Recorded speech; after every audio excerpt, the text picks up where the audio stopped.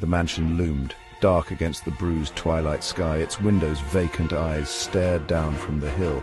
A shiver ran down Fiona's spine as she looked at it. Lo, beside her, just grinned. "Magnificent, isn't it?" he said, his voice laced with amusement. Fiona clutched her satchel tighter. "It's creepy," she muttered, her gaze tracing the mansion's imposing silhouette. It was a Victorian behemoth, all gables and turrets, like something out of a Gothic novel. The wind howled around them, carrying the scent of damp earth and something else. Something old. "Come on, scaredy cat." Lo chuckled, already striding towards the rusted iron gates. "Let's see what secrets this old place holds." He pushed the gates open with a groan, the sound like a scream in the stillness. Fiona hesitated, then followed, her heart pounding a nervous rhythm against her ribs. Louis, tall and effortlessly charming, moved with the confidence of a man who feared nothing. His smile was infectious, his eyes glinting with a mischievous light. He wore adventure like a well-tailored suit. Fiona, petite and watchful, was a study in contrasts. Her gaze darted about, taking in every detail, every shadow. Her own smile was rare, but when it came, it lit up her face like a sunrise. She carried a worn, leather-bound notebook, its pages filled with meticulous notes and sketches. As they walked up the overgrown path, Loie whistled a jaunty tune. Fiona, however, felt a growing unease. The air seemed thicker here, heavy with an almost tangible silence. It was as if the mansion itself was holding its breath, watching them. "You know," Loie said, glancing back at her with a wink, "they say this place is haunted." Fiona rolled her eyes, but she couldn't suppress the shiver that ran down her spine. The mansion's front doors loomed before them, massive oak things carved with grotesque faces. Lo tested the handle, locked. He simply shrugged and gave it a hefty kick. The wood splintered and the doors swung inward with a low, mournful groan. The air inside was stale and cold, thick with the smell of dust and decay. Cobwebs hung like macabre decorations, catching the faint light filtering through grimy windows. The entrance hall was dominated by a grand, sweeping staircase, its once polished wood now dull and dusty. A broken chandelier hung precariously from the ceiling, casting long, distorted shadows that danced in the gloom.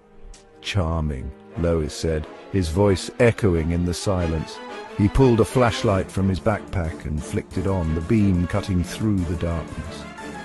Fiona followed suit, her own flashlight casting a smaller, more hesitant circle of light. They moved deeper into the mansion, their footsteps echoing on the dusty marble floor. The silence was broken only by the creak of floorboards and the rustle of unseen things in the shadows. Loie, ever the adventurer, saw the mansion as a playground. He ran his hand along a dusty table, his fingers tracing the outline of a long-vanished vase. "Can you imagine the parties they must have had here?" he said, his voice filled with a boyish enthusiasm. Fiona, however, felt a growing sense of unease. She couldn't shake the feeling that they were being watched. Her gaze darted to the shadows, her flashlight beam lingering on the darkened doorways and the portraits that lined the walls, their eyes seeming to follow her every move. "This place gives me the creeps," she admitted, her voice barely a whisper. Loie chuckled and slung an arm around her shoulders. "Don't worry, Fee," he said, his tone teasing but reassuring. "It's just an old house, it can't hurt you." But even as he said it, Fiona couldn't help but notice that he too kept glancing over his shoulder. They wandered through the mansion, each room a testament to a forgotten grandeur. They found a dining room with a table set for 20, the china dusty and cracked. A ballroom with a dance floor covered in cobwebs, the remnants of a once grand piano standing silent in the corner. In a dusty library they discovered shelves upon shelves of books, their leather spines cracked and faded. Lo pulled one down and flipped through the brittle pages, a cloud of dust rising around him. "Listen to this," he said, reading aloud. As the clock struck midnight, she heard a whisper at the door.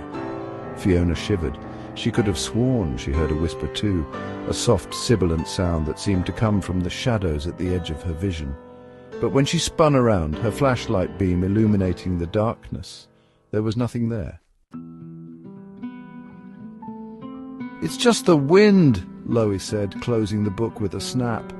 But Fiona could see the flicker of unease in his eyes. Even he, with his unshakable confidence, was starting to feel the weight of the mansion's oppressive atmosphere. Fiona, drawn by some unseen force, found herself staring at a bookshelf tucked away in a dark corner. It was different from the others, its shelves lined not with books but with strange artifacts. There were dusty bottles filled with unknown liquids, a tarnished silver hand mirror and a wooden box carved with intricate symbols. "What do you think this is all about?" she asked, her voice barely a whisper. Loie, his initial bravado fading, simply shrugged. He didn't have an answer. The mansion, with its secrets and its silences, was starting to get to him too. They left the library, their footsteps echoing in the silent hallway. As they walked, Fiona noticed something strange. The carpet beneath their feet was patterned with a repeating motif, a circle surrounding a single unblinking eye. "Loie, look," she said, pointing at the pattern. He glanced down, his brow furrowing. "That's odd," he muttered. They followed the carpet down the hallway, the eye motif leading them towards a set of heavy double doors at the end.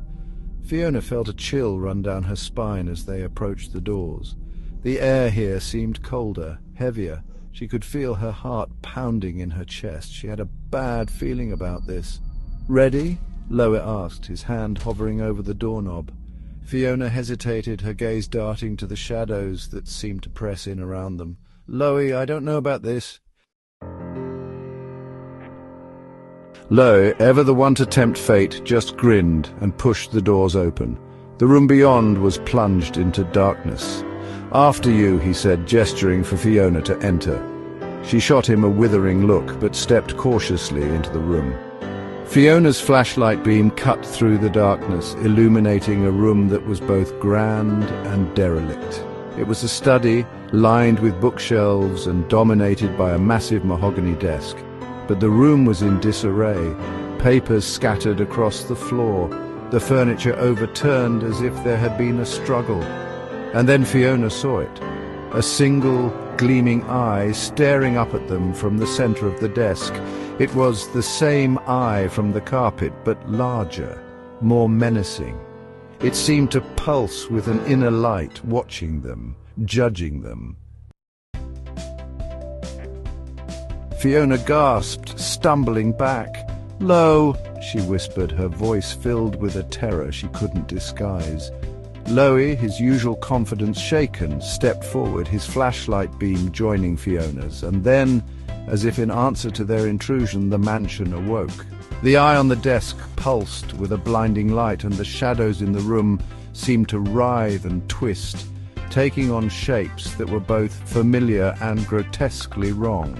Fiona could hear the sound of movement all around them, the creak of floorboards, the whisper of unseen things. The mansion, no longer content to simply watch, was coming alive.